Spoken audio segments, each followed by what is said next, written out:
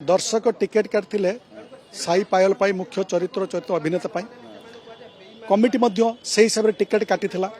जिते से मंच को चढ़े ना तांकर प्रिय कलाकार को अभिनेत्री न पाइले कौन आक्रोशर शिकार हेबेनी टिकट क्या फेरे ना कि टिकट पैसा किछि फेरा होपर पुलिस प्रोटेक्शन ले शांति श्रृंखला रक्षा कराला। तो आपण माने चाहती कौन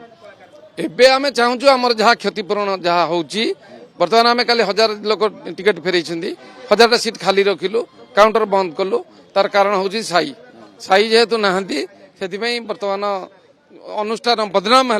ये 70 वर्षर अनुष्ठान सर्वपुरातन अनुष्ठान सर्वश्रेष्ठ अनुष्ठान ओडिशार सी बर्तमान जो बदनाम है चला साई साई जो कल